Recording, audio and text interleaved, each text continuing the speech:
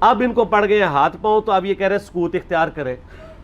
جب آپ لوگ ناسبیت پھیلا رہے تھے، ناسبی کہتے ہیں جو سیدنا علی کے خلاف کھڑے ہونے والے لوگ ہیں، یزیدیت پھیلا رہے تھے، اس وقت آپ لوگوں کو کوئی شرم و حیا نہیں آئی ہے؟ اس وقت اگر آپ کو کہتے بھی تھے سکوت اختیار کریں تو آپ کہتے تھے نہیں جی نہیں، یہ بڑا ضروری ہے، یہ آج کل بدعت پھیلی ہیں، ہم نے اس پہ بولنا ہے، یہ کرنا ہے۔ اب جب آپ کو آ کے کسی نے کنفرنٹ کرنا شروع کیا ہے اور آپ کا پورا کچا چٹا کھول کے بخاری مسلم کی روشنی میں یہ ریسرچ پیپر لکھ دیا ہے، 200 احادیث میں نے اس میں جمع کی ہیں، اکثر بخاری مسلم سے، واقعہ کربلا کے پس منظر کے اوپر، یہ کربلا ایک دن میں نہیں ہوئی، اب ان کو پڑ گئے ہاتھ پاؤں اور یہ کہہ رہے ہیں وہ جی ایسی باتیں نہیں کرنی چاہیے۔ پہلے میں تو الزامی جواب اس کا دیتا ہوں، الزامی جواب پھکی والا، اینٹی وینم، لاجیکل آنسر اس لیے ضروری ہوتا ہے تاکہ دماغ میں ڈرل ہو، کوئی بات اندر داخل ہو۔ مجھے یہ بتائیں کہ ڈاکٹر ذاکر نائک نے جب 2009 کے اندر یزید کو رضی اللہ عنہ کہا، اس وقت کون کون سے علماء تھے اہل حدیث کے یا دیوبند کے؟ بریلویوں کو بھی تھے لیکن وہ بھی اپنی حاضری لگا رہے تھے، ان کو چھوڑ دیں۔ شیعہ نے تو بولنا ہی تھا کہ جنہوں نے فرنٹ سے لیڈ کر کے ڈاکٹر ذاکر نائک کو یہ کہا ہو کہ آپ سکوت اختیار کر لیں، کسی نے بھی نہیں کیا، مزہ لے رہے تھے اس کا۔ ڈاکٹر ذاکر نائک نے جب 2009 میں یہ فتنہ اٹھایا، میں ان کی بڑا احترام کرتا ہوں، آپ کو پتا ہے میں ان کو پروموٹ بھی کرتا ہوں، علمی اختلاف اپنی جگہ۔ میں نے جب اس کو کنفرنٹ کیا، اس کو علمی دلائل کے ساتھ جواب دیا، تو یہ سارے ہمارے پیچھے پڑ گئے، یعنی آپ ہمارے سروں پہ جوتیاں بھی مارتے ہیں اور ہمارے رونے پہ بھی بندی لگاتے ہیں۔ اس کو کوئی نہیں کچھ کہہ رہا، جب ہم نے جواب دیا تو سارے ہمیں کہنے لگے جی آپ سکوت اختیار کر لیں۔ ڈاکٹر ذاکر نائک کو کسی نے کہا سکوت اختیار کریں؟ اب آج کے بعد نہ کوئی ریکارڈ کرا دے، پچھلے 10 سالوں میں کوئی ویڈیو دکھائیں، 10 سالوں میں نہیں دکھائیں، شروع کے 2-3 سالوں میں، 2009 10 11 12 میں ڈاکٹر ذاکر نائک کا نام لے کے کسی نے کہا سکوت اختیار کریں، تو وہ تو سکوت کا مطلب یہ کہتے ہیں کہ آل امیہ کو آپ ننگا نہ کریں، اہل بیت کی آپ جتنی مرضی گستاخیاں کر لیں، ان کے دشمنوں کو جتنا مرضی بڑھا چڑھا کے بیان کریں، اس پہ یہ راضی رہتے ہیں۔ تو ان کو تو سکوت نہیں کرواتے، ان کو تو حافظہ اللہ کہتے ہیں، ان کو تو دامت برکاتم عالیہ کہتے ہیں، اور جو جواب دے رہا ہے احادیث کی روشنی میں اس کو کہتے ہیں آپ سکوت اختیار کریں۔ تو بخاری مسلم کو ہم پھر بند کر دیں؟ میں نے تو اپنی کو بات ہی نہیں کی ہے، میں تو صحیح الاسناد حدیث سے بیان کرتا ہوں۔ اور دوسرا صرف اس معاملے میں کیوں سکوت اختیار کریں؟ وہ کہتے ہیں نہیں اس لیے دیکھیں جی کربلا ہو چکی، کام ختم ہو گیا، اثرات تو آج تک ہے، وہ تو پھر غزوہ بدر بھی ہو چکی بھی ہے، تو رمضان شریف میں آپ غزوہ بدر کے اوپر کیوں جمعے پڑھاتے ہیں؟ ختم کریں، غزوہ احد پہ ختم کریں، میلاد کے بھی سب کچھ پروگرام ختم کریں۔ نبی علیہ السلام پیدا ہوئے تھے، فوت ہو چکے، جنتوں میں زندہ ہیں، لیکن اب دنیا میں تو نہیں ہے۔ ان چیزوں کو یاد کیوں رکھا جاتا ہے؟ زندہ قومیں اپنے ماضی کے واقعات کو یاد رکھتی ہیں۔ پھر پورے کا پورا قرآن انسانی تاریخ کے کتنے بڑے بڑے واقعات بتاتا ہے جو ختم ہو چکے ہیں۔ برادران یوسف فوت ہو چکے ہیں، لیکن آج تک قرآن میں عبرت کے لیے انہوں نے جو کچھ اپنے بھائی کے ساتھ کیا، اور برادران یوسف وہ صحابی ہیں جن کا باپ بھی پیغمبر ہے، بھائی بھی پیغمبر ہے، ڈبل صحابی ہیں، لیکن آج بھی ان کی مثال دی جاتی ہے۔ تو کوئی اسے کوئی یہ نہیں سمجھتا کہ گستاخی ہو گئی ہے۔ پھر الٹیمیٹلی آ کے تو وہ سورہ بقرہ کی آیات پیش کرتے ہیں، تلک امۃ قد خلت لہا ما کسبت ولکم ما کسبتم۔ اور ظالموں، اس آیت کا ترجمہ ہی تم لوگوں نے بدل دیا ہے۔ یہ تو کانٹیکسٹ سٹارٹ ہو رہا ہے کہ یہودی کہتے تھے ہم ابراہیمی ہیں، ہمیں ابراہیم کی نسبت کام آ جائے گی، تو اللہ نے فرمایا تلک امۃ قد خلت، وہ بڑی نیک امت تھی، وہ تو جا چکی ہے، لہا ما کسبت ولکم ما کسبتم، ان کے لیے ان کے نیک اعمال ہیں اور تمہارے لیے تمہارے نیک اعمال ہیں۔ لہا ما کسبت ہے، علیہا کے ساتھ نہیں ہے، علیہا ہو تو ان کی گناہ کا وبال ان پہ، تمہارے گناہ کا وبال تم پہ۔ ان نیکیوں کے لیے بات ہو رہی ہے کہ کسی پرانے بزرگوں کی نیکیاں تمہارے کام نہیں آئیں گی۔ یہ نہیں بات ہو رہی کہ پرانے بزرگ اپنی برائیاں ساتھ لے گئے اور تم بھی اپنی برائیاں ان کو چھوڑو، ان کو ڈسکس ہی نہ کرو۔ یہ قرآن بات کیسے کر سکتا ہے؟ قرآن تو خود پرانوں کی غلطیوں کو ڈسکس کرتا ہے عبرت کے لیے۔ تو ترجمہ ہی بدل دیا۔ یہ یہودیوں کو ٹانٹ کیا گیا تھا کہ تم ابراہیمی ہونے کا دعویٰ کرتے ہو اور کہتے ہو ابراہیم کی نسبت ہمیں کام آئے گی، ان کے نیک اعمال تو وہ ان کے نیک اعمال ان کے لیے تھے۔ ہم ویسے کر رہے یہی ہیں، یا اللہ جو کچھ بھی ہے تیرے محبوب کی امت سے ہے، اس کے لیے، اس کو کنڈیم کرنے کے لیے تھا۔ انہوں نے پکڑ کے اس کا ترجمہ ہی بدل کے اور ہی مطلب اس میں سے نکال دیا. تو پھر اللہ تعالیٰ کی طرف سے بھی بندے چھوڑ دیے جاتے ہیں نا ایسے لوگوں پہ. پھر جو جھوم جھوم کے کہتے ہیں کہ نہ میں وابی نہ میں بابی، میں ہوں مسلم علمی کتابی، آؤ علمی کتابی بات کرو. تو ان سے یہ پوچھیں کہ یہ جو آپ دفاع صحابہ کانفرنسز کرتے ہیں تو قیامت والے دن آپ سے پوچھا جائے گا کہ آپ نے صحابہ کرام کے دفاع کے اوپر کانفرنسیں کرنی ہے کہ نہیں؟ کیوں نہیں؟ ہے کسی حدیث میں آیت میں؟ تو کیوں کر رہے ہیں؟ تو وہ کہیں گے ہاں پوچھا جائے گا. تو ہم بھی کہتے ہیں ہاں پوچھا جائے گا، بالکل پوچھا جائے گا. سورہ تکاثر میں آتا ہے نا ثم لتسألن یومئذ عن النعیم، پھر اس قیامت کے دن تم سے ہر نعمت کے بارے میں پرسش ہوگی. کیٹیگوریکل ہے. جس کو اللہ نے علم دیا ہے نا یہ اس کے پاس نعمت ہے، اس کے بارے میں پوچھا جائے گا علم آگے تک پہنچایا کہ نہیں، اور نہیں پہنچایا ہوگا تو لعنتی ہوگا وہ. یہ آیت ہے سورہ بقرہ کی، میں نے ریسرچ پیپر کے اوپر لکھی اسٹارٹ میں 159 اور 160. ان الذین یکتمون ما انزلنا من البینات والہدی، بے شک وہ لوگ جو چھپا لیتے ہیں ان روشن اور ہدایت کی چیزوں میں سے جن کو ہم نے لوگوں کی ہدایت کے لیے اپنی کتاب میں بیان کیا، ایسے لوگوں پر اللہ کی لعنت ہے اور تمام لعنت کرنے والوں کی لعنت ہے. الا الذین تابوا واصلحوا، سوائے ان لوگوں کے جو توبہ کر لیں، اپنی اصلاح کر لیں، وبینوا، اور اصلاح پہ اکتفا نہیں بلکہ وہ لوگوں کو بتا بھی دیں جو کچھ چھپایا تھا. فاولئک اتوب علیہم وانا التواب الرحیم، تو ایسوں کی توبہ اللہ قبول کرے گا اور اللہ تعالیٰ بخشنے والا مہربان ہے.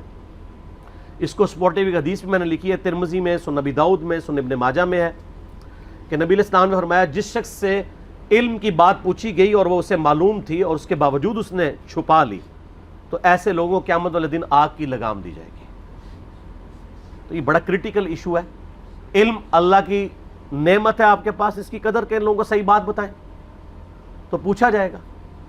سورہ الاحزاب کی آیت نمبر 57 کیا ہے؟ آیت درود سے اگلی، ان الذین یؤذون اللہ ورسولہ لعنہم اللہ فی الدنیا والآخرہ واعد لہم عذابا مہینا، بے شک جو لوگ اللہ اور اس کے رسول کو تکلیف دیتے ہیں ان کی زندگی میں بھی اور زندگی کے بعد، موت کے بعد بھی ان پر اللہ کی لعنت ہے، اور اللہ تعالیٰ نے ان کے لیے ذلیل و خوار کر دینے والا عذاب تیار کر رکھا ہے.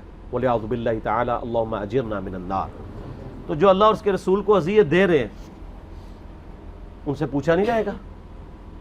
تو یہ ایک ڈھکوسلا انہوں نے کیا ہوا ہے اپنی کمزوریوں پہ پردہ ڈالنے کے لیے. خود جو کچھ مناظرے کر رہے ہوتے ہیں اس کے بارے میں کیا پوچھا جائے گا؟ جو یہ کام کر رہے ہوتے ہیں وہ کہیں گے پوچھا جاتا ہے، تو اس کے بارے میں کیوں نہیں پوچھا جائے گا؟ اور جی کو یہ بنیادی مسئلہ ہے. فضائل صحابہ احمد بن حنبل کی کتاب میں 2 روایتیں ہیں صحیح سند کے ساتھ. ایک روایت میں ہے کہ سیدنا علی بن ابی طالب کہتے ہیں، یہ حدیث موقوف ہے اور ظاہر غیبی خبر ہے، نبی علیہ السلام کے بتانے پر موقوف ہے، کہ میری وجہ سے 2 فرقے گمراہ ہوں گے، ایک میری محبت میں غلوف کر کے، ایک میری دشمنی میں غلوف کر کے. اور دوسری روایت میں ہے فضائل صحابہ احمد بن حنبل کی کتاب میں کہ میری وجہ سے 2 فرقے دوزخ میں جائیں گے، ایک میری محبت میں غلوف کر کے، ایک میری دشمنی میں. تو جب آپ کی جنت اور دوزخ کا فیصلہ اس کے اوپر ہو رہا ہے تو پوچھا کیوں نہیں جائے گا؟ اچھا اپنا کام یہ پورا کر رہے ہیں کہ جو سیدنا علی کی شان میں غلوف کر رہے ہیں ان کو یہ خوب سمجھا رہے ہیں کہ جی آپ اپنے آپ کو صحیح طریقے سے صحیح بندے کا پتر بنا لو ورنہ پوچھا جائے گا. تو جو سیدنا علی کے مخالفین ہیں ان کو سمجھانے کی ذمہ داری کس کی ہے؟ ان کو کون سمجھائے گا؟ وہ ساری اس پلیٹ فارم سے سمجھایا جا رہا ہے، دونوں کو سمجھایا جا رہا ہے اللہ کے فضل سے. تو جنت و دوزخ کا تو فیصلہ ہونا ہے. پھر جو صحیح مسلم کی حدیث ہے 240 انٹرنیشنل نمبر کے مطابق، علی سے محبت نہیں رکھے گا مگر مؤمن، علی سے بغض نہیں رکھے گا مگر منافق. تو آپ کے ایمان کا لٹمس ٹیسٹ ہی جو ہے وہ محبت علی ہے. تو جنت اور دوزخ کا فیصلہ اس کے اوپر نہیں ہونا. پھر غدیر خم کی حدیث جو صحیح مسلم میں 6225 سے 6228 تک ہے، آپ علیہ السلام کا آخری خطبوں میں سے ایک خطبہ ہے وفات سے 2.5 مہینے پہلے خم نامی گاؤں میں. اس میں کیا الفاظ ہیں؟ اے لوگو آگاہ ہو جاؤ، میں بھی ایک انسان ہوں، قریب ہے کہ اللہ کا قاصد یعنی موت کا فرشتہ میرے پاس آئے اور میں اس کی دعوت قبول کر لوں. میں اپنے بعد تم میں 2 بھاری چیزیں چھوڑ کے جا رہا ہوں. ان میں سے پہلی چیز اللہ کی کتاب ہے، اس میں ہدایت ہے، اس میں نور ہے. تم اللہ کی کتاب کو پکڑو، اپنا تعلق اس کے ساتھ مضبوط کرو. اللہ کی کتاب اللہ کی رسی ہے، جو اسے پکڑے گا ہدایت پہ ہوگا، جو چھوڑ دے گا گمراہ ہو جائے گا. اور دوسری بھاری چیز میرے اہل بیت ہیں. پھر 3 دفعہ آپ علیہ السلام نے فرمایا میں اپنے اہل بیت کے معاملے میں تمہیں اللہ کا خوف دلاتا ہوں, میں اپنے اہل بیت کے معاملے میں تمہیں اللہ کا خوف دلاتا ہوں, میں اپنے اہل بیت کے معاملے میں تمہیں اللہ کا خوف دلاتا ہوں. جب نبی علیہ السلام آپ کو ڈرا رہے ہیں, وہاں تو کسی نے کہا یا رسول اللہ اہل بیت کے بارے میں پوچھا جائے گا. پھر المستدرک الحاکم میں صحیح سند کے ساتھ حدیث ہے انٹرنیشنل نمبر کے مطابق 4712 کہ نبی علیہ السلام نے فرمایا اگر کوئی شخص پوری زندگی حجر اسود اور مقام ابراہیم کے درمیان نمازیں پڑھتا رہے اور روزے رکھتا رہے اور قیامت والے دن اللہ سے اس حال میں ملاقات کرے کہ ہم اہل بیت کا بغض اس کے دل میں ہوا, تو اللہ اسے ضرور دوزخ میں داخل کرے گا.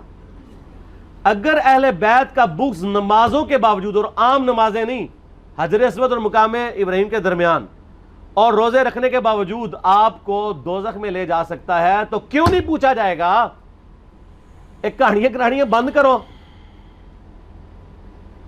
اصل میں ان بیچاروں کا بھی قصور نہیں, ان کے بڑے بزرگ بھی ان کو کہانیاں کراتے رہے, انہوں نے وہی کہانیاں سن کے تو آگے بیان کی. ان کو کیا پتا تھا کہ آگے تو مسئلہ کھڑا ہو جائے گا, آگے تو ہر جگہ ہی آواز آ رہی ہے کہ نہ میں وہابی نہ میں بابی, میں ہوں مسلم علمی کتابی. ان کے تو گاٹے فٹ ہوگی یہ چیز. تو یہ اتنی ساری آیات اور احادیث اس بات کا ثبوت ہے کہ یہ سچائی ہے, اور یہ سکوت کا صرف آپ کو کہتے ہیں. جو بکواسات کر رہے ہوتے ہیں ان کو نہیں کہتے. مودودی صاحب کے پیچھے پنجے جھاڑ کے پیچھے پڑ گئے, جی مودودی صاحب نے خلافت و ملوکیت لکھ کے مصیبت کھڑی کی. اور بھائی جو آپ کے روحانی ابا جی محمود احمد عباسی صاحب منکرین حدیث میں سے تھے, جنہوں نے خلافت معاویہ اور یزید کتاب لکھ کے سیدنا علی کی گستاخیاں کی, حسین ابن علی کی گستاخیاں کی علیہم السلام, اس کے جواب میں خلافت و ملوکیت آئی ہے. کہتے نہیں ایویں لکھ دی, ایویں نہیں لکھی, جواب میں لکھی ہے. اور پھر سعودیہ کی فنڈنگ کے بعد یہاں پہ لوگوں نے جب حسین ابن علی کو نیچے کرنا شروع کیا اور یزید کو اوپر اور یزیدی پارٹی کو اوپر کرنا شروع کیا, تو پھر 5B آ گیا. آپ دیکھیں کبھی بھی انیشیٹو اہل بیت کے چاہنے والوں کی طرف سے نہیں لیا جاتا. یہ تو ہم جواب والی سائڈ پہ بیٹھے ہوتے ہیں, ہمیشہ یہ پنگا لیتے ہیں, ہم جواب دیتے ہیں. جب جواب دیتے ہیں ان کی ہوتی ہے ٹھکائی, پھر یہ کہتے ہیں سکوت اختیار کر لیں. سمجھ آ گئی آپ کو پوری گیم؟ یہ سکوت کا بات یہ کرتے ہی اس لیے ہیں کہ ان کی ہوتی ہے ٹھکائی. ان کو تو یہ حدیثیں ہضم نہیں ہوتی ہیں, اب یہ اپنے عوام کو منہ نہیں دکھا سکتے, پھر ان کو بڑی مصیبت کھڑی ہو جاتی ہے کہ اب کیا کریں, کس طریقے سے اب قابو کریں. تو آخری حال یہ ہے سکوت اختیار کر لیں. سکوت آپ لوگوں نے تو کوئی نہیں اختیار کیا ہوا. آپ کے سامنے جب صحابہ کرام کی توہین ہوتی ہے تو آپ کیوں شیعہ کو سمجھاتے ہیں؟ سکوت اختیار کریں نا. کون سا آپ سے قیامت دن پوچھا جائے گا؟ یہ میں الزامی طور پہ بات کر رہا ہوں. اور آپ کے بڑے بزرگ سیدنا علی اور حسین ابن علی کی گستاخیاں کریں, ان سے اپنے بغض کا اظہار کریں, جب ہم ان کو سمجھائیں تو ہمیں کہتے ہیں آپ سکوت اختیار کریں. تو سر یہ 2 نمبر پالیسی چھوڑ دیں. میں نے پہلے بھی ان کو کہا ہے کہ لوگ گھاس کھانا چھوڑ چکے ہیں. پہلے لوگوں کو آپ نے بے زبان بھیڑے بنایا ہوا تھا, اب لوگوں کے ہاتھ میں قرآن و حدیث آ گیا, اور اس ریسرچ پیپر کے بعد تو یقین کریں ان کے پلے کوئی شے نہیں رہی ہے. یہ ریسرچ پیپر آپ ضرور منگوا کے پڑھیں, ایکسٹرا آرڈنری ریسرچ پیپر ہے. انشاءاللہ آپ کو معاملات کلیئر ہو جائیں گے انشاءاللہ تعالیٰ. ٹھیک ہو گیا؟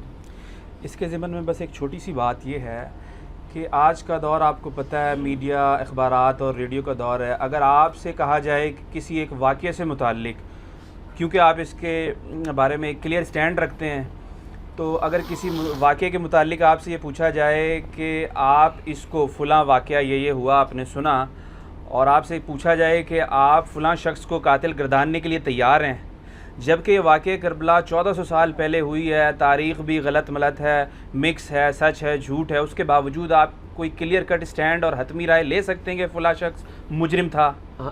مجرم کا مسئلہ ہی نہیں ہے. یہ دیکھیں بڑا انہوں نے رخ بدل دیا ہے. ہم تو مجرموں کو اسپیسیفائی اس طریقے سے کرنا ہی نہیں چاہتے, اس سے تو غرض ہی نہیں ہے. ہم تو اس واقعے کے پس منظر, اس کے ایفیکٹس کو ڈسکس کر رہے ہیں. مثال کے طور پہ آپ اسے سمجھیں کہ مسلمان 10 ذوالحجہ کو سنت ابراہیمی پوری کرتے ہیں, تو کیا ہم 10 ذوالحجہ کے کانٹیکسٹ میں یہ ڈسکس کرتے ہیں کہ جو مینڈا قربان کیا تھا ابراہیم علیہ السلام نے وہ کتنے کلو کا تھا, یا اس کے سینگ کتنے تھے, ان کا کلر کیا تھا, یا جب انہوں نے ذبح کیا تھا تو اس کے کتنے حصے کیے تھے, کتنی بوٹیاں بنائی تھیں, اس کو بھون کے کھایا تھا یا سٹیم روسٹ کیا تھا, یہ ڈسکس کرتے ہیں. یہ انٹرسٹ کی چیزیں ضرور, اصل چیز ہم اس تھیم کو فالو کرتے ہیں کہ ابراہیم علیہ السلام نے اللہ کے لیے قربانی دی, واقعہ کربلا اس سے ریلیٹڈ نہیں ہے کہ جی ان کے اوپر پانی بند ہو گیا، ان کے اوپر ظلم ہوا، کتنے بندے شہید ہوئے، یہ سیکنڈری چیز ہے. اصل چیز ہے کربلا ہوئی کیوں نبی علیہ السلام کی محنت کو 50 سال کے اندر اس لیول تک پہنچا دیا گیا کہ ہزاروں صحابہ زندہ ہیں اور نبی صلی اللہ علیہ وآلہ وسلم کی پوری اولاد ذبح کر دی جاتی ہے. ہم تو یہ کہہ نہیں رہے کہ کیسے ذبح کیا انہوں نے، آری چلائی تھی یا تلوار چلائی تھی، یہ تو واقعہ کربلا تو سب کو پتہ ہے، ان کی شہادت بھی سب کو پتہ ہے. جامعہ ترمذی میں حدیث ہے حسن و حسین جنتی نوجوانوں کے سردار ہیں اور ان کی والدہ جو ہے وہ جنتی عورتوں کی سردار ہیں. اور المستدل حاکم میں حدیث ہے حسن و حسین جنتی نوجوانوں کے سردار ہیں اور ان کے والد ان سے بھی بہتر ہیں. تو یہ تو ڈیفینٹ حدیثیں ہیں، یہ تاریخ تو نہیں ہے، نبی علیہ السلام کے فرامین ہیں.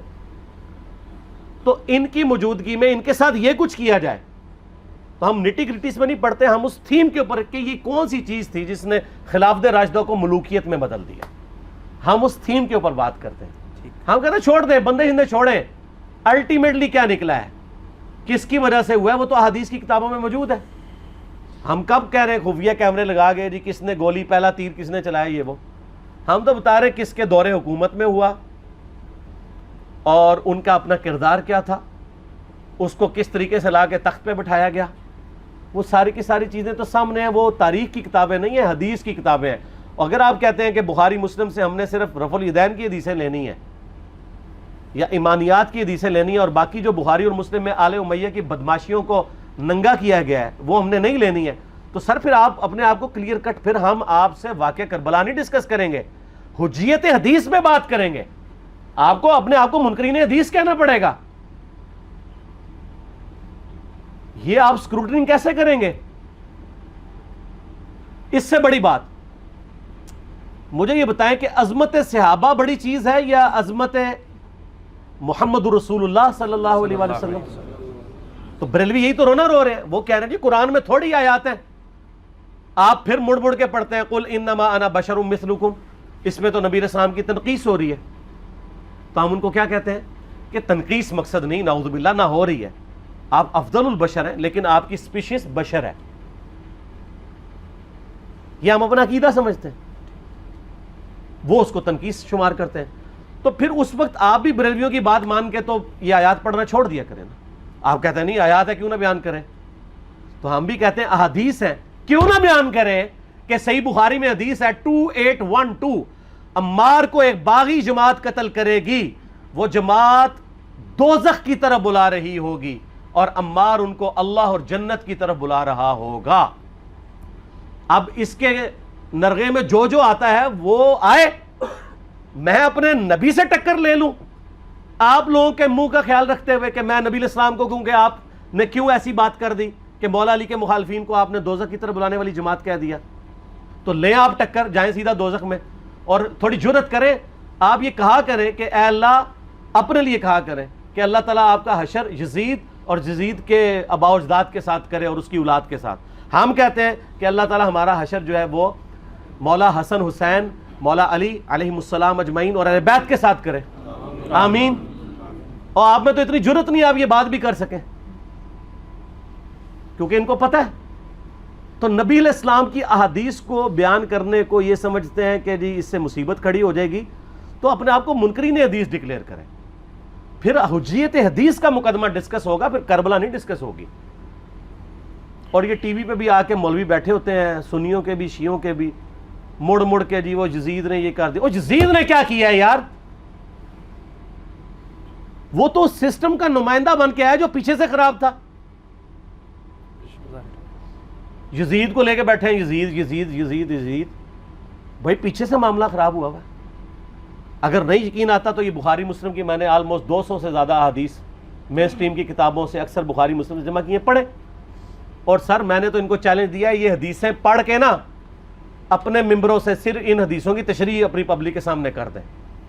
نہیں کر سکتے تو وہ لعنت کے مستحق تو ہو رہے ہیں نا، حق چھپا کے، اور قیامت دن کے منہ پہ لگام ڈالیے. اور پھر مڑ مڑ کے کہتے ہیں نہیں جی وہ کچھ چیزیں خاص ہوتی ہیں وہ عوام الناس کے سامنے نہیں کرنی چاہیے. وہ صحابہ کرام بھی بعض اوقات ایسی باتیں پبلکلی نہیں کرتے تھے. میں نے اس کے اوپر بڑا ایک میرا کلپ ہے یوٹیوب پہ، مولا علی سے متعلق 5 جھوٹ، تو میں نے کافی ساری چیزیں اس میں ڈسکس کی ہیں. لیکن میں یہ کہتا ہوں کہ اللہ کے بندو، جو چیزیں نبی علیہ السلام نے منع کی ہیں بیان کرنے سے وہ تو ہم ڈسکس کر بھی نہیں رہے. میں نے آج تک آپ کو منافقین کے نام بتائے ہیں؟ آپ نے حذیفہ ابن یمان کو بتایا تھے نا آپ صلی اللہ علیہ وآلہ وسلم نے, صحیح بخاری میں آتا ہے. تو میں نے آپ کو بتایا, آپ رازدار رسول تھے, وہ ختم ہوگی بات. میں نے کبھی ڈسکس کی ہیں؟ اگرچہ میں نے صحیح مسلم کی حدیث 7035 نمبر ڈسکس کی ہے کہ نبی علیہ السلام نے فرمایا میرے صحابہ میں 12 منافق ہیں, وہ کبھی بھی جنت میں داخل نہیں ہوں گے یہاں تک کہ سوئی کی ناکے سے اونٹ نہ گزر جائے, اور ان میں سے 8 ایسے ہیں جس کی کمر پہ دوبیلا پھوڑا نکلے گا. میں نے آج تک آپ کو بتایا کہ کس کس کی کمر پہ دوبیلا پھوڑا نکلا اور اس کی موت اسی پھوڑے میں ہوئی ہے؟ بتایا؟ تو میں تو وہ چیزیں ڈسکس بھی نہیں کر رہا, میں وہ چیزیں ڈسکس کر رہا ہوں جو نبی علیہ السلام نے علامات النبوہ میں بتائی ہیں. یہ امام بخاری حدیث نبوت کی دلیل کے چیپٹر میں لے کے آئے ہیں, اور امام بہقی نے 3500 احادیث پر مشتمل ایک کتاب لکھی ہے دلائل النبوہ, کہ ہم نبی صلی اللہ علیہ وسلم کو نبی کیوں مانتے ہیں, اس کے اوپر. اور اس میں یہ ساری حدیثیں عمار بن یاسر کے قتل والی لے کے آئے ہیں, بتانے کے لیے کہ دیکھیں ہمارے نبی علیہ السلام کی نبوت کی دلیل ہے کہ آپ نے اپنی وفات کے آلموسٹ 30 سال کے بعد ہونے والے واقعے کو پہلے ہی بتا دیا. یہ حدیثیں چھپانے والی نہیں, بیان کرنے والی ہیں, علامات النبوہ کی حدیثیں ہیں. آپ کہتے ہیں چھپائیں, اگر کوئی حدیث دنیا میں نہیں چھپائی جا سکتی نا تو علامات النبوہ والی حدیث ہے, کیونکہ وہ تو نبی صلی اللہ علیہ وسلم کی نبوت کو جسٹیفائی کرتی ہے. ورنہ میرا ایک معصومانہ سوال ہے کہ نبی صلی اللہ علیہ وسلم نے یہ باتیں کر کے ان کے زوم میں نعوذ باللہ امت کو مصیبت میں ڈال دیا. آپ نے خود ہی فرمایا کہ یہ ہوگا. کیوں فرمایا آپ نے؟ میں تو بیان کر کے مجرم ہوں, تو جس نے مجھے خبر دی ہے ان کے بارے میں آپ کا کیا خیال ہے؟ یہ مسند احمد کی حدیث یہ میں نے گھر بیٹھ کے بنائی ہے کہ میری بیوی کا کیا حال ہوگا جس پہ حوض کے کتے بھونکیں گے. تو سیدہ عائشہ سے مجھ سے زیادہ نبی علیہ السلام کو محبت تھی, لیکن آپ اللہ کے پیغمبر تھے, آپ نے اپنے گھر کی خبر بھی نہیں چھپائی, بتا دی کہ یہ ہوگا. اور اس سے بڑھ کے آپ صحیح بخاری میں دیکھیں عمار بن یاسر کا خطبہ ہے. میں نے یہ سارا, پریشان نہیں ہونا, یہ ریسرچ پیپر میں سارا کچھ موجود ہے, اور کوئی چیز بھی ایسی نہیں جو اس میں سکپ ہو. صحیح بخاری میں خطبہ ہے کہ عمار بن یاسر کو مولا علی نے بھیجا کوفے میں. کوفے والے نیوٹرل ہو گئے تھے کیونکہ بصرہ سے سیدہ عائشہ آ رہی تھیں, اور وہاں پہ انہوں نے کہا نہ ہم سیدہ عائشہ کا ساتھ دیں گے نہ مولا علی کا دیں گے. تو عمار بن یاسر کو تیار کرنے کے لیے, یعنی وہاں کے جو عوام تھی اس قتال کے لیے, مولا علی نے بھیجا. تو سیدنا عمار بن یاسر نے وہاں پہ کوفے کے ممبر پہ خطبہ دیا. بخاری کے الفاظ ہیں, اوپر والی سیڑھی پہ عمار بن یاسر نے حسن ابن علی کو بٹھایا, حالانکہ حسن ابن علی سے 4 گنا بڑی عمر تھی عمار بن یاسر کی, 90 پلس ہو چکے ہوئے تھے, 3-4 گنا ان کی عمر تھی, لیکن اہل بیت کا احترام کیا. خود نچلی سیڑھی پہ بیٹھے. بخاری کے الفاظ ہیں کہ اے لوگو اللہ نے تمہیں آزمایا ہے, ایک طرف دنیا اور آخرت میں تمہارے نبی کی بیوی ہے سیدہ عائشہ, دنیا اور آخرت میں, یعنی عزت اپنی جگہ قائم. یہاں لوگ سمجھتے ہیں کسی کی غلطی آ گئی تو پتہ نہیں کیا ہو گیا, وہ یار اس کا مرتبہ اپنی جگہ ہے, غلطی اپنی جگہ ہے, پیغمبر نہیں ہے وہ. اور دوسری طرف علی ابن ابی طالب ہے. اللہ اب دیکھے گا تم عائشہ کی اطاعت کرتے ہو یا اللہ کی, علی کی نہیں اللہ کی. کیوں؟ یا ایھا الذین آمنوا اطیعوا اللہ و اطیعوا الرسول و اولی الامر منکم. ان کا اولو الامر مولا علی ہیں, ان کی اطاعت واجب ہے. یہ اللہ نے آزمایا ہے کہ اللہ کی اطاعت کرتے ہو یا عائشہ کی. اور آپ حیران ہوں گے, یہ حدیث امام بخاری حضرت عائشہ کی فضیلت والے چیپٹر میں لے کے آئے ہیں. اگر امام بخاری مشورہ کر لیتے نا ناسبیوں سے تو انہوں نے کہا تھا سر آخری صحیح رکھو, پچھلے والا رہن دو, بلکہ پچھلے والا رکھو آخری والا رہن دو, کہ عائشہ دنیا اور آخرت میں. وہ حدیث گھٹنے کا میں آپ کو طریقہ بتاتا ہوں, کاٹ چھانٹ کرنے کا. وہ آدھی حدیثیں لکھتے ہیں نا, آدھی حدیث ایسے لکھتے ہیں امام بخاری کہ سیدہ عمار ابن یاسر نے خطبے کے دوران فرمایا کہ سیدہ عائشہ دنیا اور آخرت میں تمہارے نبی کی بیوی ہیں, بس. لیکن امام بخاری نے پوری حدیث لی ہے, آگے وہ بھی ڈالا ہے کہ اللہ آزما رہا ہے کہ عائشہ کی اطاعت کرتے ہو یا اللہ کی؟ جیسے آپ کے علماء کر رہے ہیں. صحیح مسلم کی حدیث 6488 آدھی بیان کرتے ہیں سارے مولوی، بریلوی، دیوبندی، اہل حدیث سب. میرے صحابہ کو برا مت کہو، اگر تم میں سے کسی نے احد پہاڑ کے برابر بھی سونا خیرات کر دیا اور میرے صحابہ نے ایک مد یعنی 600 گرام خیرات کی، آدھا کلو، اس کے آدھے کو بھی نہیں پہنچ سکتا بس. حالانکہ یہ مسلم کی حدیث سٹارٹ اس سے ہوتی ہے کہ عبد الرحمن بن عوف کو خالد بن ولید نے گالیاں دی جھگڑے کے دوران. حالانکہ دونوں مسلمان تھے، دونوں صحابی تھے. آپ نے حضرت خالد بن ولید کو بلا کے ڈانٹا، فرمایا تم میرے صحابہ کو برا مت کہو. تو خالد بن ولید نے تو آگے سے نہیں کہا حضور میں بھی صحابی ہوں. ان کو پتا تھا کہ عبد الرحمن بن عوف نے اس وقت اسلام قبول کیا جب اسلام کا مطلب تھا مار، تکلیف اٹھانا، اور خالد بن ولید نے گولڈن پیریڈ میں صلح حدیبیہ کے بعد اسلام قبول کیا. میں اب تم لوگ یہ کر رہے ہو، تم لوگ اگر احد پہاڑ کے برابر بھی سونا خیرات کر دو، یعنی صلح حدیبیہ کے بعد والے لوگ میرے ان کے برابر نہیں ہو سکتے. اور جو فتح مکہ پہ معافی مانگ کے مسلمان ہوئے ہیں طلقاء، مؤلفۃ القلوب، آل امیہ، ان کا تو لیول ہی کچھ نہیں ہے. یہاں تو خالد بن ولید کے بارے میں یہ بات کی جا رہی ہے. اور پھر وہ مؤلفۃ القلوب اپنے زمانے میں ممبروں پہ سب و شتم کروائیں سیدنا علی پر. تو سب سے پہلے تو ان کو کہنا چاہیے جن کے بارے میں حدیث تھی کہ تم صحابہ کو گالی مت دینا. ہم نے تو خیر کبھی دی بھی نہیں ہے. اور میں یہ آخری جملہ ان کو ایسا بولتا ہوں کہ جو ان کے دماغ تک ڈرل کر جائے گا کہ آل امیہ نے جو کچھ اپنے دور کے اندر سیدنا علی کی گستاخیاں کی ہیں نا، ہم نے تو ویسی کوئی ایک گستاخی بھی آل امیہ کے بارے میں نہیں کی ہے. میں نے آج تک آل امیہ کے اوپر بائی نیم کسی کے اوپر لعنت کی ہے؟ حالانکہ یہ مولا علی پہ کرتے رہے. یہ ہے لعنتی خود ہو گئے نا، جب مولا علی پہ لعنت کی تو لوٹ آئی. مسند ابی اعلیٰ میں صحیح سند کے ساتھ حدیث موجود ہے، مسند احمد میں بھی موجود ہے کہ سیدنا علی کو جس نے گالی دی اس نے رسول اللہ کو گالی دی صلی اللہ علیہ وسلم. جب ام سلمہ نے کہا تھا، شیخ زبیر صاحب نے اس کو تحکیم میں صحیح لکھا ہوا ہے فوٹ نوٹ کے اوپر، کہ لوگوں تمہارے ممبروں پر رسول اللہ کو گالیاں دی جاتی ہیں، تو انہوں نے کہا معاذ اللہ، ہم کب کہیں گے، ایسا نہیں ہو سکتا. تو ام سلمہ نے کہا تم لوگ علی اور اس سے محبت کرنے والوں پہ گالی گلوچ نہیں کرتے ہو کیا؟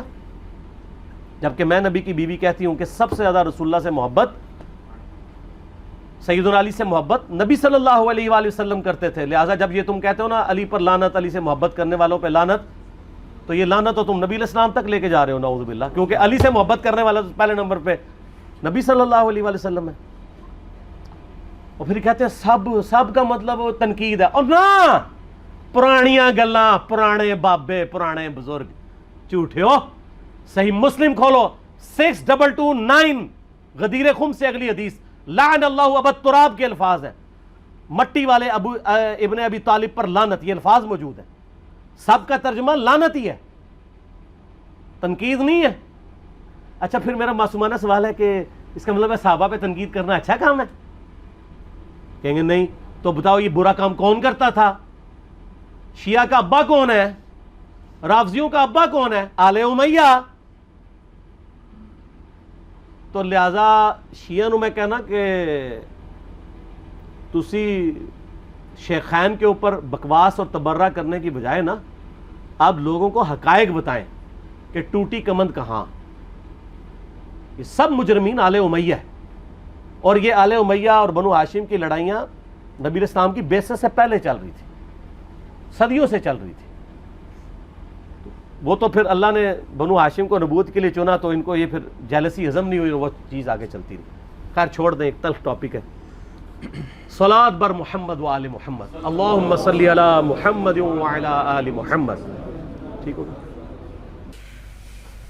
تو اب رہا معاملہ کہ غم کی وجہ سے اس مہینے میں شادی کو یا کسی خوشی کو حرام سمجھنا. تو بھائیو یہ میرا چیلنج ہے اہل سنت اور اہل تشیع دونوں کو کہ کوئی ایک اپنے اصول محدثین پر روایت بتائے کہ نبی صلی اللہ علیہ وسلم نے اس مہینے میں خوشی کرنے کو حرام کہا ہو، شادی کرنے کو حرام کہا ہو. لیکن تیار ہو جاؤ. 3 لیکن کے بعد کیا ہوتا ہے؟ اگر کوئی شخص محرم میں خوشی کرنے کو حرام نہ سمجھے لیکن اپنے دل میں غم کی وجہ سے کوئی خوشی کا ایونٹ نہ کرنا چاہے تو بالکل جائز ہے اور حدیث سے ثابت ہے. کوئی کہتا نہیں میرا دل نہیں مانتا, میرے نبی کی اولاد قتل ہوئی ہے, 18 بندے سمیت حضرت حسین کے اور 54 اور مظلومانہ شہید ہوئے ہیں, میرا دل نہیں مانتا کہ میں محرم کے اندر اپنی شادی کروں یا کوئی اور ایکٹیویٹی کروں, لیکن میں اس کو حرام نہیں کہتا. حرام کہے گا تو پکڑا جائے گا, بدعتی ہو جائے گا, کیونکہ شریعت میں حلال اور حرام کے لیے واضح دلیل چاہیے.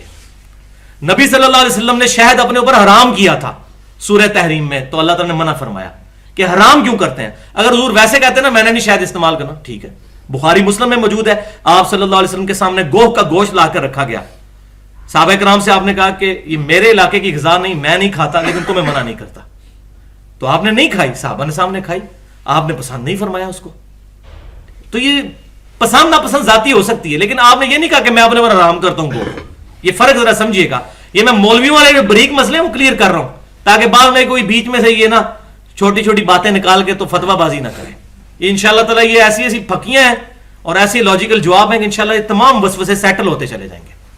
تو میں نے یہ 3 لیکن کے بعد بولا کہ اگر کوئی اپنے لیے سمجھتا ہے کہ میں یہ نہیں کرتا, حرام نہ سمجھے, صرف کہ میرا دل نہیں مانتا. کئی لوگ ہیں جن کا جوان بچہ اگر عید والے دن فوت ہوا ہے, 3-4 عیدیں تو ان کو ہوش ہی نہیں آتی اور وہ نئے کپڑے بھی نہیں سلواتے, تو آپ ان کو آپ حرام کا فتویٰ لگائیں گے. ان کا ذاتی غم ہے. ہاں اگر وہ اس کی دعوت دے کہ تم بھی کرو, تم شادی نہ کرو محرم میں, یہ حرام ہے, یہ بات غلط ہے. اپنے اوپر اپلائی کریں. ثبوت صحیح بخاری سے دیکھ لیں, میں کہاں سے ڈھونڈ کے دیسے لینا. علی لوگوں نے دیساں دسدا ہے, کہنا نا علی ڈھونڈ کے تے دیسا اس طرح دی لے کے آندا ہے, تے بخاری میں لکھی ہے, میں نے لکھی ہے بخاری, میں ڈھونڈ کے لایا ہوں. صحیح بخاری انٹرنیشنل نمبرنگ کے مطابق 4072 نمبر حدیث ہے. غزوہ احد کے کتاب المغازی چیپٹر میں باب ہے حضرت حمزہ کے قتل کا بیان. حضرت حمزہ جو غزوہ احد میں شہید ہوئے تھے اور حضور کے اتنے لاڈلے صحابی تھے کہ نبی صلی اللہ علیہ وسلم اپنی وفات سے بھی 1 مہینہ پہلے غزوہ احد کے شہداء پر نماز جنازہ دوبارہ پڑھی. آپ نے اپنے ان جانثاروں کو حضور نہیں بھولے. 8 سال کے بعد 3 ہجری میں غزوہ احد ہوا, 11 ہجری میں حضور اپنی وفات سے 1 مہینہ پہلے دوبارہ غزوہ احد کے وہاں پر آئے قبرستان میں, اور احد کے شہداء پر حضرت امیر حمزہ پہ دوبارہ نماز جنازہ پڑھی, اور پھر آپ نے وہاں خطبہ بھی دیا جو میں نے ڈیٹیل کے ساتھ مختلف لیکچرز میں بیان بھی کیا. تو حضور صلی اللہ علیہ وسلم حریص علیکم بالمؤمنین رؤوف الرحیم. الحمدللہ الحمدللہ. تو اس میں حضرت حمزہ کا جو قاتل ہے وحشی, اس کا بڑا ڈیٹیل ذکر آتا ہے اس حدیث میں. 4072 انٹرنیشنل نمبر کے مطابق صحیح بخاری میں قتل حمزہ والے چیپٹر میں. وحشی جو ہے جبیر ابن مطعم رضی اللہ تعالیٰ عنہ کا غلام تھا. اس وقت تو وہ بھی کافر تھے, بعد میں مسلمان ہوئے. دا میسج فلم میں بھی یہ سین فلمایا گیا ہے, اور حضرت عمر والی فلم میں بھی انہوں نے فلما دیا ہے, قطر والوں نے بھی, کہ وحشی کو لالچ دی گئی. نیزے کا اس کا شکار بڑا اچھا تھا, اس نے حضرت امیر حمزہ کو غزوہ احد میں نیزہ مارا. اس وقت وہ چیف آف آرمی سٹاف تھے اس فوج کے. حضرت عمر حضرت علی تو بعد میں منظر عام میں آئے ہیں. پہلا جو اللہ کا شعر ہے وہ تو حضرت امیر حمزہ شہید سید الشہداء رضی اللہ تعالیٰ. الحمدللہ ان کی قبر مبارک پہ میری حاضری بھی ہوئی ہے احد کے میدان میں.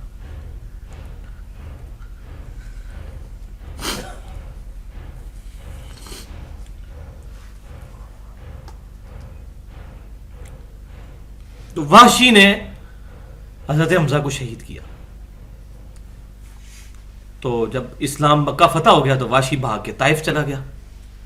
طائف میں بنو ثقیف رہتے تھے, اور حضور نے دعا فرمائی تھی صحیح مسلم میں کہ مجھے امید ہے ان کی نسلوں میں ایسے لوگ پیدا ہوں گے.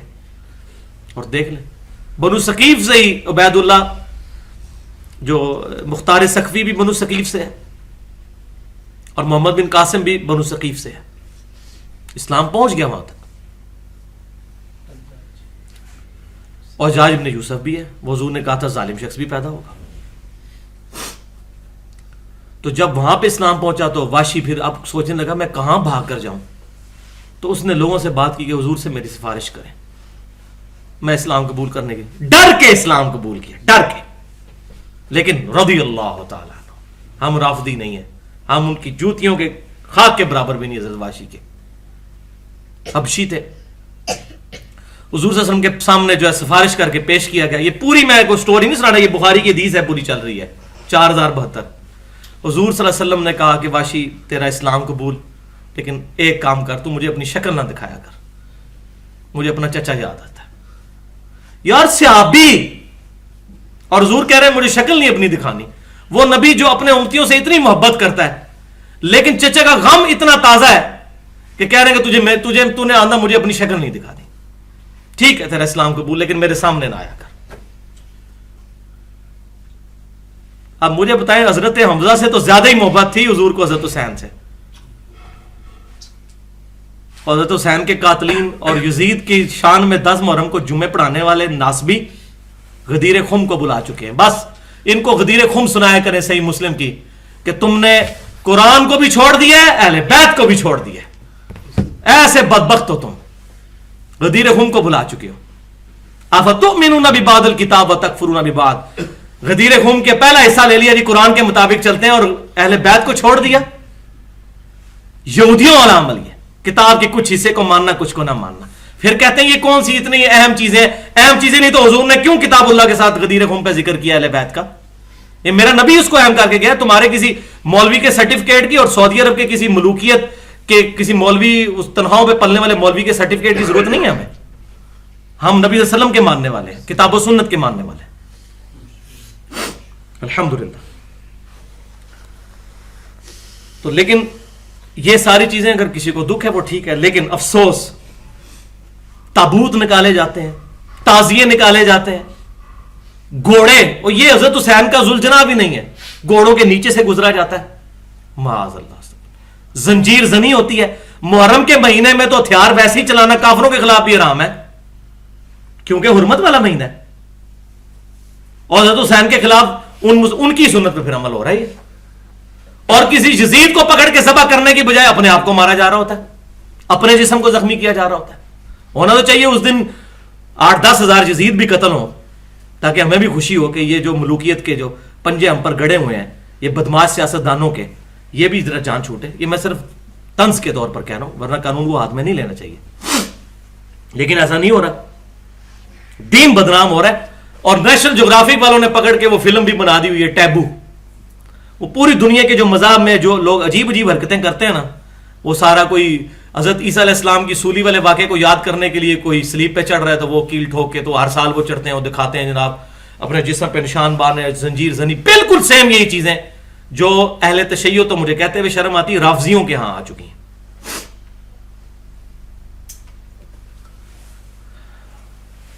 شرم کا مقام ہے, اسلام کی بدنامی ہو رہی پوری دنیا میں. اور میں نے گستاخانہ فلم والے لیکچر میں بھی کہا تھا, مسئلہ نمبر 49 والا, کہ ایک شیعہ عالم نے ٹی وی پہ آ کے یہ بات کہی تھی کہ یہ جو مسلمان توڑ پھوڑ کر رہے ہیں اور اپنی جائیداد کو نقصان پہنچا رہے ہیں, غیر مسلمانوں کو کیا امیج جاتا ہے کہ مسلمان کس قسم کے لوگ ہیں. تو میں نے اس میں جملہ ایڈ کیا تھا, بالکل آپ نے صحیح کہا, جب آپ اپنے آپ کو چھریاں مار رہے ہوتے ہیں اس وقت غیر مسلموں کو کیا امیج جاتا ہے. اور کوئلوں پر ماتم, کوئلے تو کربلا میں ہی کوئی نہیں تھے, کوئلوں پر ماتم کر رہے ہوتے ہیں, اس وقت غیر مسلموں کو کیا امیج جاتا ہے کہ یہ اسلام ہے. کتنا غلط امیج جاتا ہے. اور واقعہ کربلا کی وہ جو میں نے شروع سے ایک جملہ بولتا آ رہا ہوں کہ سنیوں اور شیعوں دونوں نے بیڑا غرق کیا ہے واقعہ کربلا کی حرمت کا. اس سے جو سبق سیکھنا چاہیے تھا دونوں نے نہیں سیکھا. اس کا رخ ہی بالکل جو ہے وہ بدل کے, اور یہ سارا کا سارا وہ روٹی کا چکر ہے. مسئلہ نمبر 51, رزق حرام. یہاں میں یہ 3 حدیثیں آپ کو بیان کر دوں, بہت کریٹیکل ہیں. پہلی حدیث صحیح بخاری اور مسلم کی متفقن علیہ حدیث ہے, دونوں کتابوں میں. نبی صلی اللہ علیہ وسلم نے فرمایا, جس نے رخساروں کو پیٹا, گریبان کو پھاڑا اور جاہلیت کی سی پکار پکاری, وہ ہم میں سے ہے ہی نہیں ہے. والیاذ باللہ. دوسری حدیث بھی بخاری اور مسلم کی متفقن علیہ حدیث. رسول اللہ صلی اللہ علیہ وسلم کے بارے میں صحابی کہتے ہیں کہ آپ صلی اللہ علیہ وسلم مصیبت کے وقت چلانے والی عورتوں اور گریبان چاک کرنے والی عورتوں سے اعلان برات کر چکے ہوئے ہیں کہ میرا کوئی تعلق نہیں ایسوں کے ساتھ. تیسری حدیث صحیح مسلم میں کہ آپ صلی اللہ علیہ وسلم نے پہلے پیشن گوئی فرما دی کہ میری امت مسلمان ہو کر بھی 4 ایسے کام ہیں جاہلیت کے زمانے کے, یہ نہیں چھوڑے گی. نمبر 1, حسب نسب پر فخر کرنا کہ میں اونچے خاندان کا ہوں, یہ نہیں چھوڑے گی. اور یہ معذرت کے ساتھ یہ زیادہ تر سیدوں میں ہی آ چکا ہے. اور وہ کہتے ہیں اے امتیاں دی یہ گل ہے تو امتیاں دی یہ گل ہے. ہمیں امتی کہہ رہے ہوتے ہیں تو ہم تو بھائی آپ کے امتی تو نہیں ہیں, ہم نبی صلی اللہ علیہ وسلم کے امتی ہیں. امتی تو آپ بھی ہیں, ٹھیک ہے, آپ کا مرتبہ اگر آپ اوبیڈینٹ ہیں تو ہم سے بڑھ کر ہے, لیکن اوبیڈینٹ نہیں ہے پھر نہیں. دوسرا, نسب میں تان کرنا.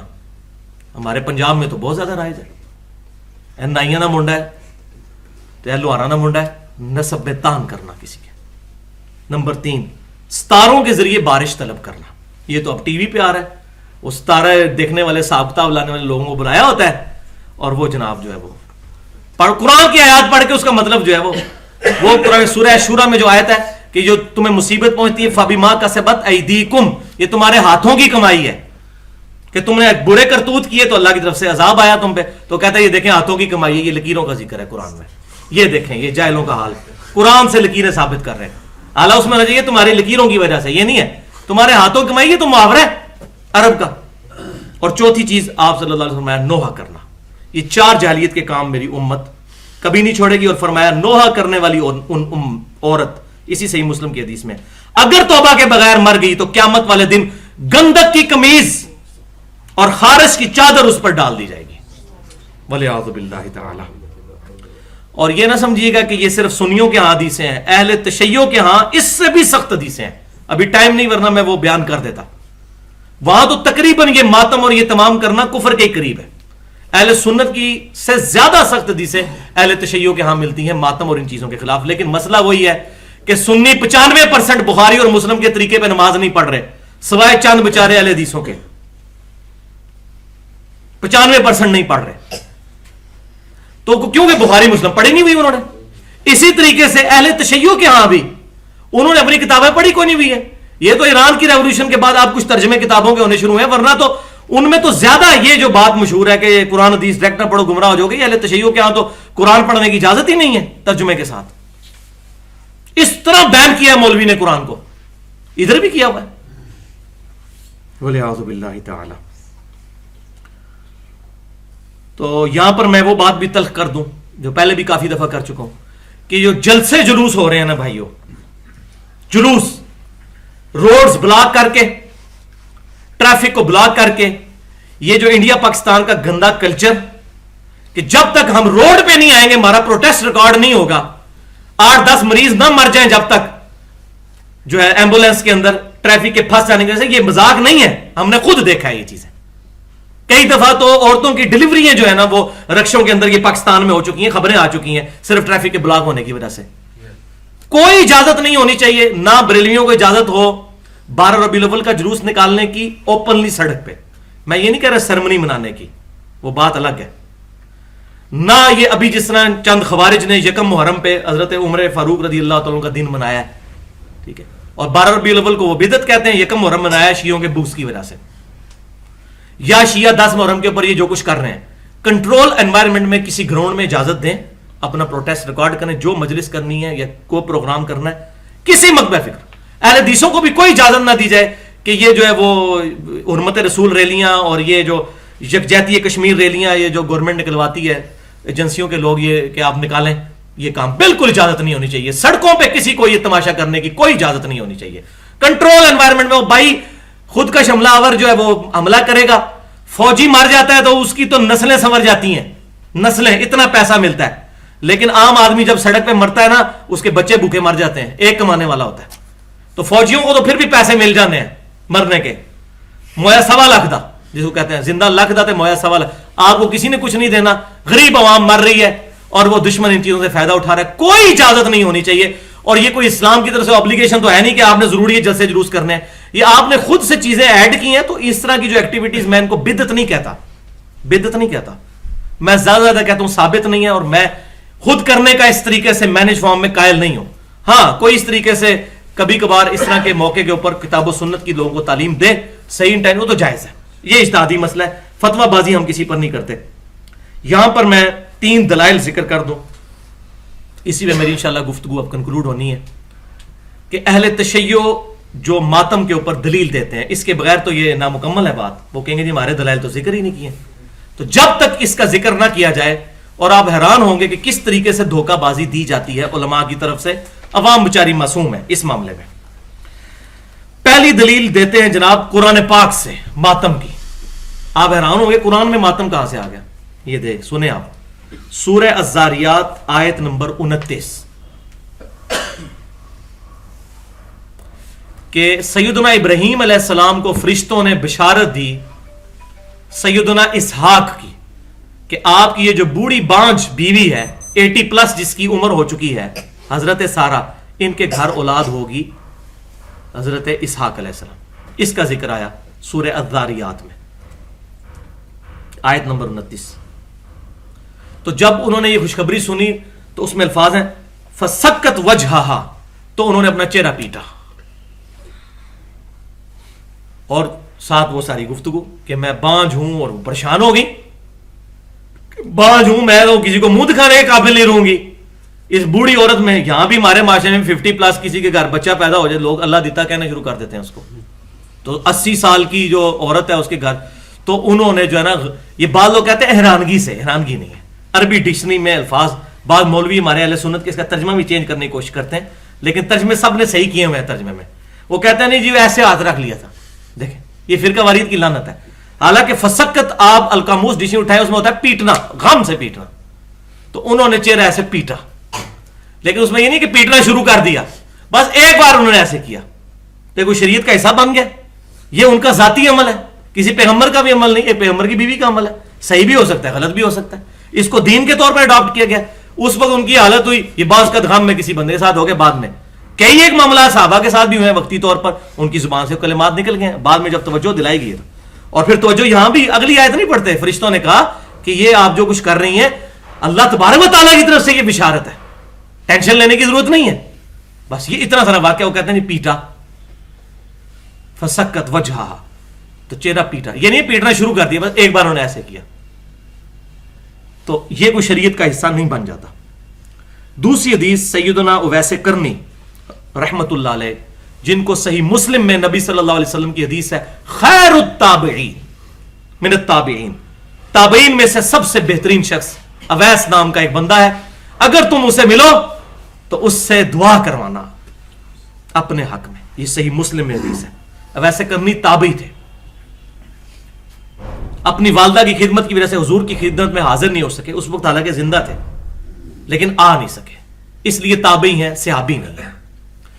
تو اویس کرنی کے بارے میں یہ بڑا مشہور کیا انہوں نے کہ جی جب ان کو خبر ملی کہ نبی صلی اللہ علیہ وسلم کے دانت مبارک غزوہ احد میں شہید ہوئے ہیں, تو انہوں نے اپنے ایک ایک کر کے دانت توڑ دیے, کا پتہ نہیں اے نکلے ایسی کے پتہ نہیں اے, تو کر کے پوری بتیسی انہوں نے باہر نکال دی. یہ بھائیو یہ واقعہ کسی بھی اہل سنت یا اہل تشیع کے ہاں کتاب میں سند کے ساتھ تو پہلے دکھائیں. یہ بے سند چند صوفیوں نے یہ واقعہ لکھا ہے, اور صوفیوں میں جو اہل علم ہے جیسے علی بن عثمان اجویری ہیں, عالم تھے, کشف المحجوب میں ویسے کرنی پہ باب بند ہے, سب سے پہلے یہ واقعہ لانا چاہیے تھا, انہوں نے ذکر تک نہیں کیا اس واقعے کا, کہ وہ پتا ان کو بھی تھا یہ سن سنا کے سننی والی بات ہے, نہیں کیا انہوں نے ذکر ویسے کرنی میں یہ والا واقعہ. یہ بالکل بے سند سن سنا کے سننی والا واقعہ ہے, پڑھ پڑھا کے نہیں, یہ سب جھوٹا واقعہ ہے.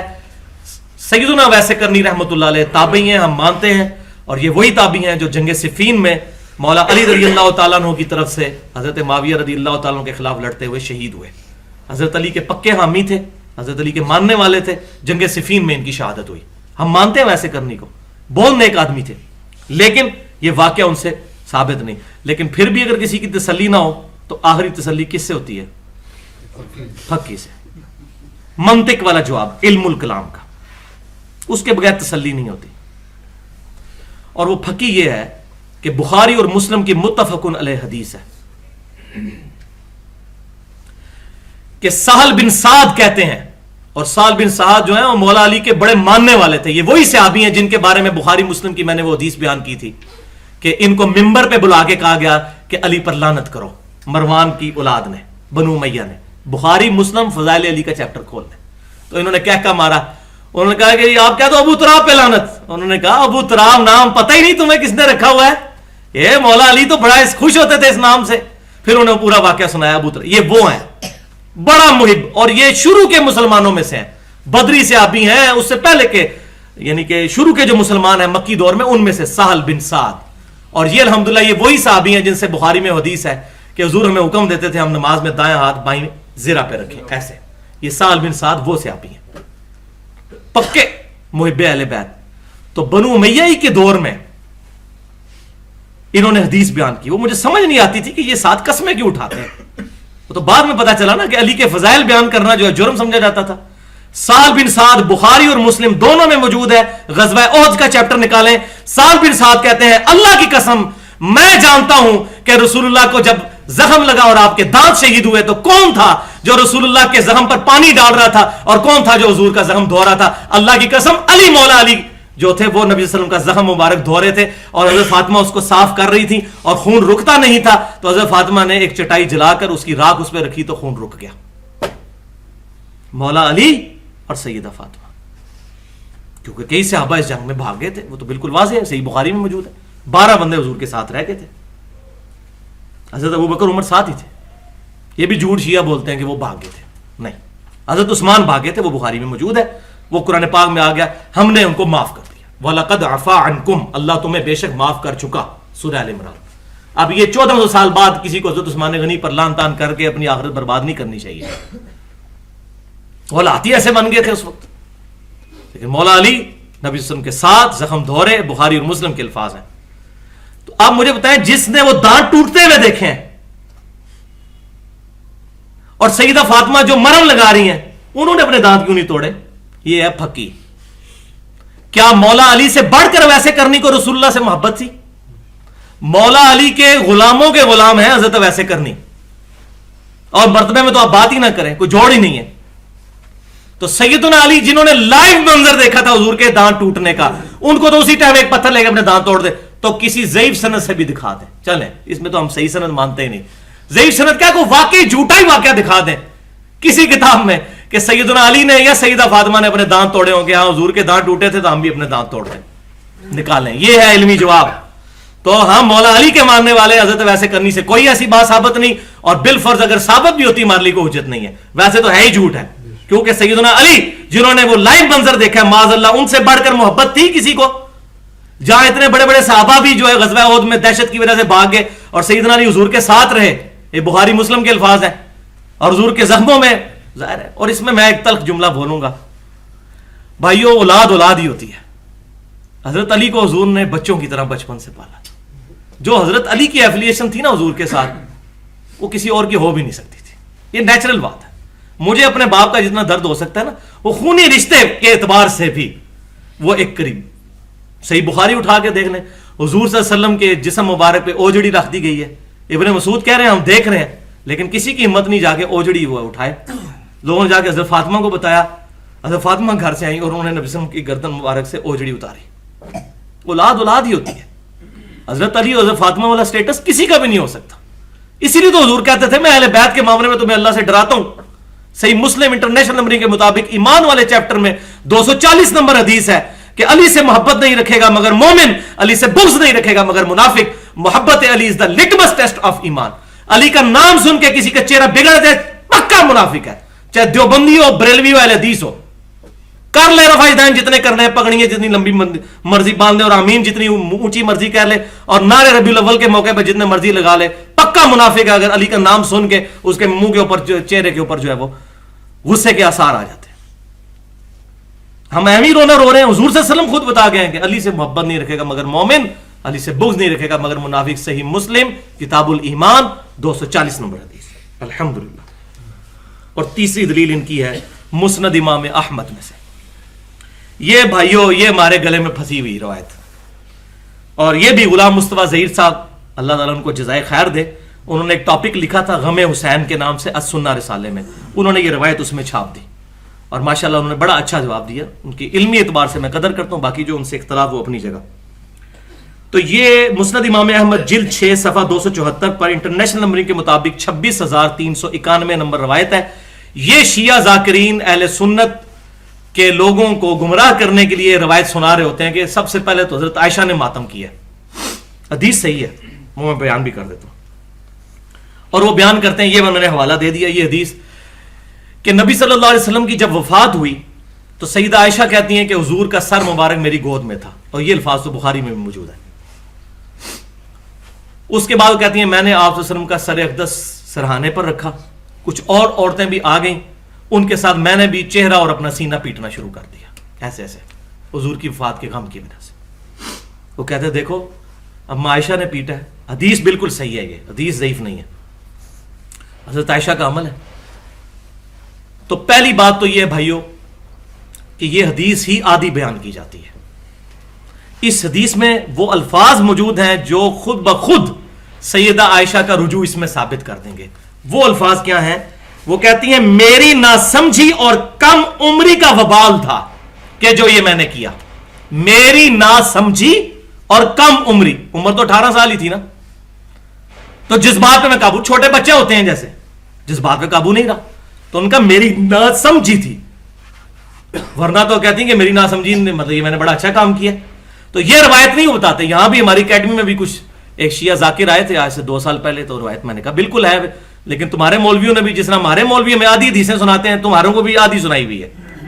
یہ پوری روایت پڑھو, مسند امام احمد ہمارے پاس پڑھی ہوئی ہے کہ میری ناسمجھی تھی اور میری کم عمری تھی جس سے یہ کام مجھ سے سرزد ہو گیا. تو یہ تو رجوع ثابت ہو رہا ہے اس میں, یہ تو ہماری دلیل ہے. لہذا اگر کوئی بندہ جذبات سے مغلوب ہو کر اس طرح کے کام کر لیتا ہے, ہم اس کو بدتی نہیں کہتے, حضرت عائشہ کو ہم کوئی بدتی نہیں کہتے, لیکن خدا کے لیے پہلے ڈکلیئر کریں, اپنی عوام کو بتائیں ممبروں سے کہ اگر کوئی ناسمجھی میں کرے گا اور بیوقوفی میں تو تب یہ ٹھیک ہے, ادروائز جو عقل مند ہے تو یہ کام نہ کرے, یہ کام حرام ہے, اور حدیثیں ان کو وہ سنائیں جو ماتم کے خلاف ہے. حق کوئی کرے نا, تاکہ جو پڑھا لکھا بندہ ہے اس کو تو گیم سمجھ آئے کہ یہ کم عمری اور ناسمجھی کا نتیجہ یہ ہوگا, تو وہ تو کم از کم اس طرح کی حرکتوں سے بچ جائے.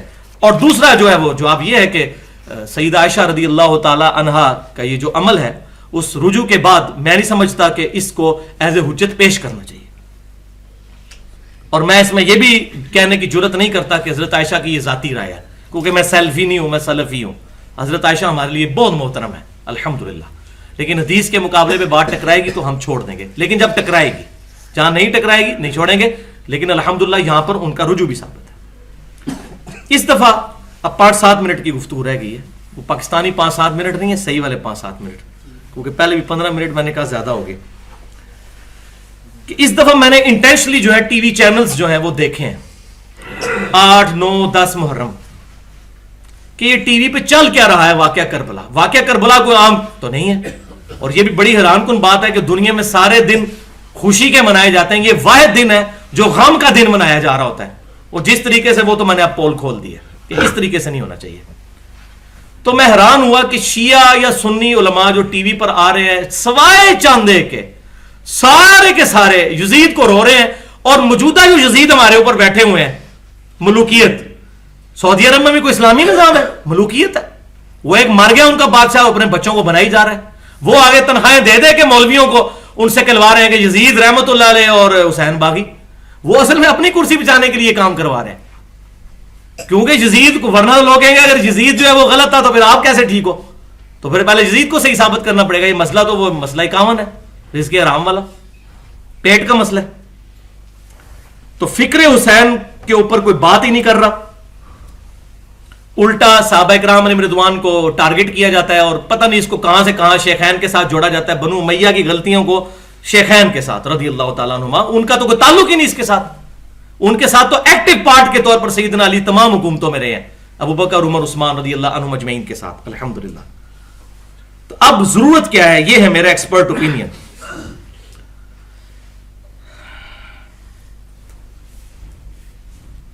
اور یہاں پہ میں وہ بات بھی کر دوں کہ مسئلہ نمبر 55B کے اندر میں نے 5 مثالیں بخاری اور مسلم سے, ابو داؤد سے اور ابن ماجہ سے دی ہیں, جو بنو امیہ کے دور میں صحابہ کرام کو گالیاں نکالی جاتی تھیں, سیدنا علی کو خصوصاً ممبروں پر. تو یہ ان کی سنت ہے, اس کو نہ زندہ کریں. اور سیدنا علی جو ہے انہوں نے خوارج کے جنازے بھی پڑھائے. میں دوبارہ بات ریپیٹ کر دی, یہ ایٹیچیوڈ. تو بھائیو ادھر میں وہی بات کروں گا ڈاکٹر اقبال والی. ملا کو جو ہے ہند میں سجدے کی اجازت, ناداں یہ سمجھتا ہے کہ دین ہے آزاد.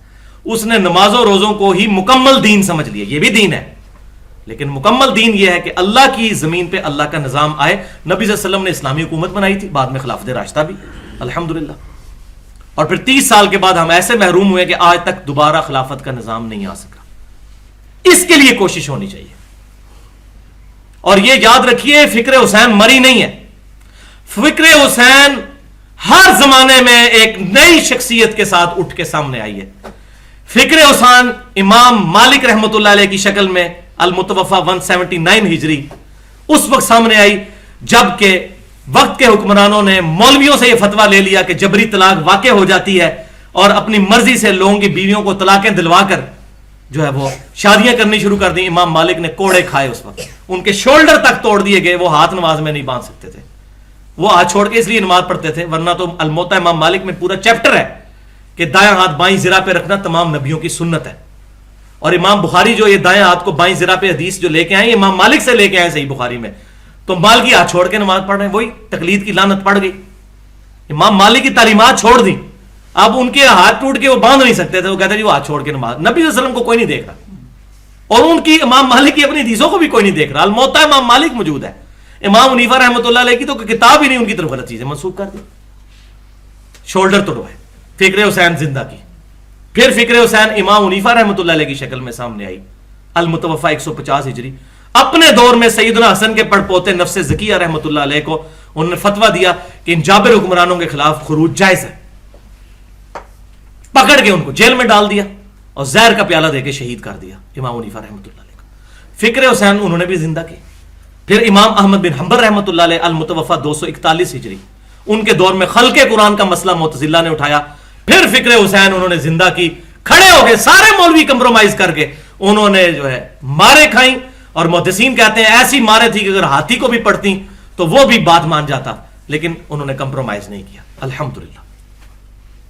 پھر یہ فکر حسین امام نسائی کی شکل میں ظاہر ہوئی المتوفا 303 ہجری. دمشق میں گئے, وہاں دیکھا کہ لوگ حضرت علی سے بغض رکھتے ہیں, تو خصائص علی پہ 194 حدیثیں جمع کی اور حضرت علی کے فضائل پہ درس شروع کیا انہوں نے, اور ان کو ناسبیوں نے وہاں پہ شہید کر دیا. اتنا مارا, پھر وہاں سے مکہ شریف لے کے وہاں شہید ہو گئے. یہ فکر حسین الحمدللہ زندہ ہوتی رہی الحمدللہ. اور میں اسی کی ایک کڑی مولانا مودودی رحمۃ اللہ علیہ کو بھی سمجھتا ہوں. المتوفا 1979 عیسوی, ان کی غلطیاں اپنی جگہ, لیکن خلافت اور ملوکیت لکھ کے جو انہوں نے فکر حسین کو زندہ کیا ہے, یہ آج کے دور کے انٹلیکچوئل پڑھے لکھے لوگوں میں ان کا بہت بڑا احسان ہے. اور میں یہاں پر وہی بات ریپیٹ کرتا ہوں کہ اس دفعہ جماعت اسلامی نے جو اسلام آباد میں بینرز لگائے ہیں دل خوش کر دیا. وائٹ کلر کے بینرز, ان پہ ریڈ کلر سے لکھائی ہوئی تھی اسلامی نظام خلافت کو بچانے کی خاطر جان دینے والے امام حسین کو سلام پیش کرتے ہیں. میں نے کہا واقعی جماعت اسلامی کو ہی خلافت کا سمجھ ہے یا تنظیم اسلامی کو؟ باقی لوگوں نے تو اونچی آمین کہنے کو, رفع دین کرنے کو, حق 4000 کا نعرہ لگانے کو, ربیع الاول میں باہر نکلنے کو, 10 محرم پہ ماتم کرنے کو سارا دین سمجھ لیا ہوا ہے. دین ایک پوری ٹوٹیلٹی ہے, دین خالی یہ عبادات کے اس کا نام ہے. ان جابر حکمرانوں کی وجہ سے ہم حلال اور حرام میں تمیز نہیں کر سک رہے, خرچہ نہیں پورا ہو رہا, لوگ کہتے ہیں حرام کمائیں گے. حضرت عمر فاروق رضی اللہ تعالیٰ نے وظیفے لگائے ہوئے تھے پیدائشی, ایک نومولود بچے کا بھی وظیفہ لگا دیا ہوا تھا. اسلامی نظام خلافت کی یہ برکات تھی. تو یہ انشاءاللہ تعالیٰ فکر حسین زندہ کریں, رافضیت کے خلاف, ناسبیت کے خلاف, یزیدیت کے خلاف جہاد کریں, علمی جہاد تقریر کے ذریعے کریں, جو الحمدللہ ہم نے کیا ہے. اہل سنت پاک.com پہ میرے تمام لیکچرز, ریسرچ پیپر الحمدللہ, یہ خالی زبانی کلامی باتیں نہیں ہیں, یہ ساری باتیں الحمدللہ جو ہے وہ ریٹن فارم میں بھی موجود ہیں پورے حوالوں کے ساتھ. اور آخر میں آپ کو نبی صلی اللہ علیہ وسلم کی وہ خوشخبری بھی سنا دوں جو نبی صلی اللہ علیہ وسلم کا اپنی امت سے وعدہ ہے, اور آن دا بہاف آف اللہ کم از کم 4 دفعہ یہ آیت قرآن میں آئی ہے, اور اپنے پورے جلال کے ساتھ سورہ الصف آیت نمبر 9, هو الذی ارسل رسولہ بالہدی ودین الحق لیظہرہ علی الدین کلہ ولو کرہ المشرکون.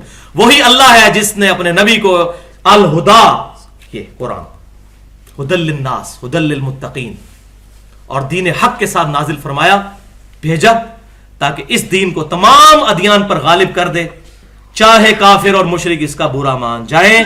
یہ دین اللہ تعالیٰ نے غالب کرنا ہے. اور ایک غیبی خبر, الحمدللہ فکر حسین اپنے عروج پر روشن سورج کی طرح چمکے گی انشاءاللہ. جب حسین کی اولاد میں سے یہ ایک بچہ پیدا ہوگا ایسا جو نبی صلی اللہ علیہ وسلم کی بشارت ہے, اہل سنت اور اہل تشیع دونوں کے ہاں متفقن علیہ حدیث ہے, اہل سنت کے ہاں الحمدللہ سنن ابی داؤد کے اندر انٹرنیشنل نمبرنگ کے مطابق 4282 اور 4284 یہ دو حدیثیں، اور مسند امام احمد میں بھی موجود ہے کہ آپ صلی اللہ علیہ وسلم نے فرمایا کہ قیامت اس وقت تک قائم نہیں ہوگی جب تک کہ میری بیٹی فاطمہ کی اولاد میں سے میرے ہی نام پر محمد مہدی، محمد، اور اس کا نام، اس کے باپ کا نام بھی میرے باپ کے نام پر ہوگا، محمد بن عبداللہ المہدی، نہ پیدا ہو جائے جو پوری کی پوری دنیا کو انصاف سے بھر دے گا۔ جب تک وہ پیدا نہ ہو جائے قیامت آئے گی نہیں۔ انشاءاللہ یہ وعدہ پورا ہونا ہے، اور یہ میرا جملہ یاد رکھیے، یہ میری ایکسپلوریشن ہے کہ مجھے ایمانداری سے بتائیے جب امام محمد مہدی حسنی حسینی دنیا میں آئیں گے تو کیا وہ یزید کو رحمت اللہ علیہ اور حسین کو باغی کہیں گے؟ انشاءاللہ تعالی یہ سارے بے شرم ناسبی یزیدی اس طرح ختم ہوں گے، ایسے۔ اور یہ میرا اجتہاد بخاری اور مسلم کی متفق علیہ اس حدیث سے ہے کہ آپ صلی اللہ علیہ وسلم نے فرمایا کہ عیسیٰ بن مریم تم میں اتریں گے، خنزیر کو قتل کر دیں گے، صلیب کو توڑ دیں گے، اور عیسائی اسلام قبول کر لیں گے۔ جیسے عیسیٰ بن مریم کے آنے سے کرسچینٹی کی یہ غلط رسومات ختم ہو جائیں گی، بالکل اسی طریقے سے امام محمد مہدی کے آنے سے رافضی بھی انشاءاللہ تعالی صحیح منہج اختیار کر لیں گے، اور یہاں بھی جو ناسبی اور یزیدی گھسے ہوئے ہیں ان کو بھی انشاءاللہ توبہ کی توفیق مل جائے گی۔ اللہ سے دعا ہے جو حق بات میں نے کہی ہمارے دلوں میں راسخ فرمائے، اگر جس بات میں میرے منہ سے کوئی غلط بات نکل گئی تو اللہ تعالی ہمارے دلوں سے محو کر دے، ہمیں کتاب و سنت کی تعلیمات کو صحابہ، تابعین، تبع تابعین اور اہل بیت رضی اللہ عنہم اجمعین کے منہج کے مطابق لوگوں تک پہنچانے کی توفیق عطا فرمائے، اور اللہ اور اس کے رسول صلی اللہ علیہ وسلم اور صحابہ اکرام علیہم رضوان اور اہل بیت کی محبت ہمارے دلوں میں راسخ فرمائے۔ سبحانک اللہم و بحمدک، اشہد ان لا الہ الا انت، استغفرک و اتوب الیک، وما علینا الا البلاغ المبین۔